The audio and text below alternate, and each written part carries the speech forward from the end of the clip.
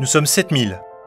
Nous travaillons sur 51 sites géographiques présents dans 10 villes et agglomérations qui accueillent plus de 60 000 étudiants. Nous nous réalisons tous dans notre métier. Chacun d'entre nous a une histoire professionnelle différente. Une chose nous unit. Nous sommes tous personnels de l'Université de Lorraine. Découvrons-la et parcourons les liens qui nous unissent. Partons dans l'univers UL. Pardon là, mais je vous écoute. Bon, ok, c'est joli tout ça, mais il faut expliquer concrètement comment ça marche, autant de gens, dans plein d'endroits différents. Parce que, quand même, c'est beaucoup plus grand. Ah oui?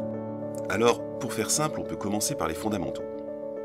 L'Université de Lorraine, ce sont des composantes de formation, des UFR, facultés, écoles, instituts. Il y en a 43 au total qui forment étudiants et stagiaires en formation initiale ou professionnelle. Et puis ce sont des unités de recherche. Il y en a 60 qui couvrent de nombreux domaines scientifiques, dont beaucoup sont partagés avec le CNRS, INRIA, l'INSERM et INRAE. C'est dans ces laboratoires que sont produites les connaissances qui nourrissent nos formations et accompagnent nos partenaires dans leurs innovations. Et nous exerçons notre activité au service de ces missions. Pour une large partie d'entre nous, nous travaillons au quotidien dans ces laboratoires et composantes de formation. Effectivement, il est bien simple cet univers. C'est simple, mais ça fait quand même 100 structures différentes. Alors, pour coordonner leur action, il y a les collégiums et les pôles scientifiques. Ils sont dotés de compétences pour répartir les moyens ou pour adopter des conventions. Et ils animent la réflexion stratégique commune des laboratoires et des composantes de formation qu'ils rassemblent. Donc, non, ce n'est pas aussi simple. Bon, c'est un peu moins simple, mais pas tant que ça. Et non. Et pour venir en appui à ces structures, il y a des directions centrales organisées dans 5 pôles de compétences et de services, qui ont en charge l'appui aux missions et l'administration des ressources. Voilà, ensemble, nous formons ainsi une communauté de 7000 personnes, dont 4000 enseignants et chercheurs. C'est un peu mieux. Mais qui décide alors? Là encore, c'est une mécanique bien huilée avec un mot d'ordre simple, la représentation. Ce sont les différents conseils de l'université qui forgent ces décisions. Dans chaque structure, à chaque niveau, chaque personnel et chaque étudiant est représenté. Les composantes élisent chacune leur conseil, qui lui-même élit un directeur ou une directrice. Et c'est la même chose pour les collégiums et les pôles scientifiques. Tous les membres de la communauté concernée élisent leurs représentants dans les conseils de collégium et de pôle, lequel conseil élit sa directrice ou son directeur. Et notre voix, nous, personnel, où peut-elle être entendue à l'université? Nous sommes également représentés dans des instances qui émettent des avis aboutissant à des décisions concernant toute l'université.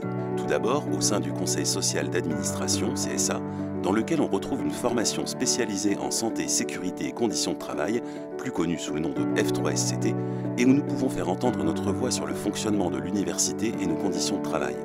Mais aussi au sein de 4 conseils centraux. Le conseil de la vie universitaire qui traite des questions relatives aux politiques culturelles, sportives, associatives ou encore de l'action en faveur de la transition écologique et de l'égalité, diversité, inclusion. Le conseil de la formation qui structure la stratégie en matière d'orientation et d'insertion professionnelle et le conseil scientifique qui se consacre quant à lui aux enjeux scientifiques de l'université. Le Sénat académique se compose de membres élus de ces 3 conseils ainsi que 16 autres représentants élus des personnels. Tu avais dit 4? J'y viens. Le 4e conseil est très important. Il s'agit du conseil d'administration, composé de représentants des personnels et des étudiants, mais aussi de personnalités extérieures des collectivités territoriales et du monde socio-économique. C'est ce conseil qui entérine les décisions à l'université en prenant appui sur les avis des instances que nous venons de présenter. Ce conseil d'administration élit un président ou une présidente qui devient président ou présidente de l'Université de Lorraine. Il ou elle est entouré de vice-présidents et de vice-présidentes. La diversité nous tient à cœur, vous l'avez compris. Tous ensemble, nous formons l'Université de Lorraine. Nous partageons des valeurs communes, et ces valeurs, nous les défendons chaque jour dans nos métiers. Et nous sommes seuls dans cet univers? Non, bien sûr. Si ces liens et ces valeurs nous rendent forts, nous nous enrichissons grâce à notre environnement. Notre savoir est construit avec les acteurs de la recherche du Grand Est, et nos formations répondent aux besoins des territoires. Notre université est résolument ouverte, et sa fondation scelle cette alliance avec le monde socio-économique.